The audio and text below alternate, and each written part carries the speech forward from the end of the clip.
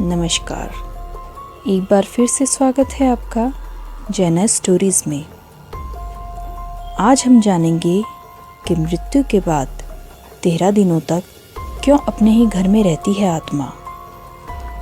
जिस तरह जीवन एक सत्य है, ठीक प्रत्येक व्यक्ति को ये भली भांति पता है कि मृत्यु भी एक ऐसा ही सत्य है जिसे कोई जितना मर्जी झुठला दे, परंतु इसे बदला नहीं जा सकता।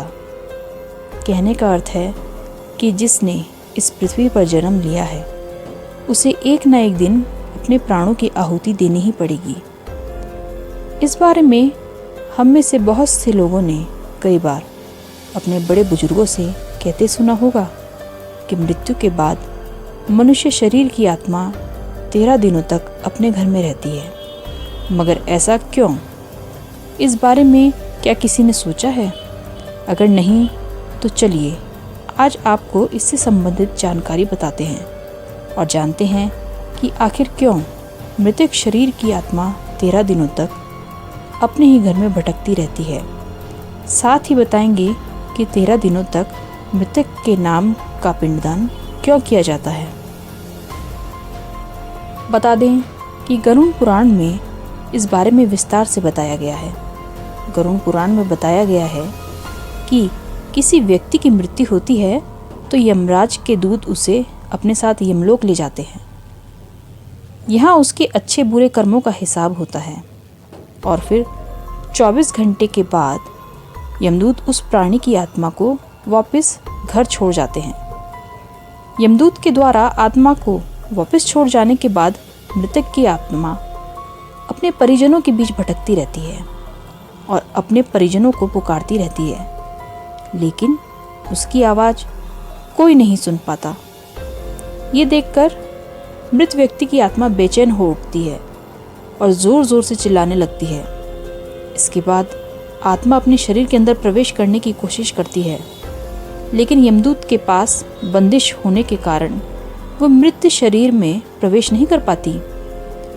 गरुड़ पुराण के अनुसार किसी भी मनुष्य की मृत्यु के बाद जो 10 दिनों तक कार्य किया जाता है उससे मृतक आत्मा के विभिन्न अंगों की रचना होती है और जो 11वें और 12वें दिन पिंडदान किया जाता है उससे मृतक आत्मा रूपी शरीर का मांस और त्वचा का निर्माण होता है।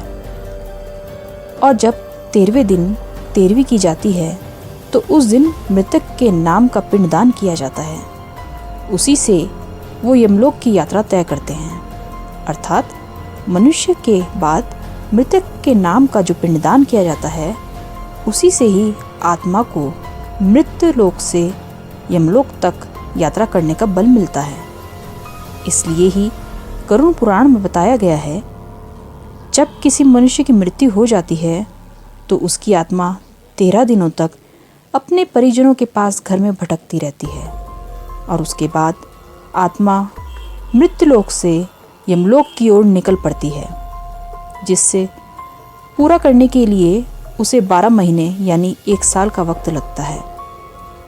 इतना ही नहीं, मान्यता के अनुसार 13 दिनों तक मृतक के नाम का किया गया पिंड उसके 1 वर्ष के भोजन के समान होता है।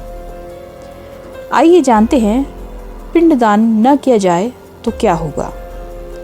इसके अलावा बता दें, अक्सर लोगों के मन में ये सवाल भी ज़रूर आता है कि अगर किसी मृत व्यक्ति के नाम का पिंडदान नहीं किया गया तो क्या होगा।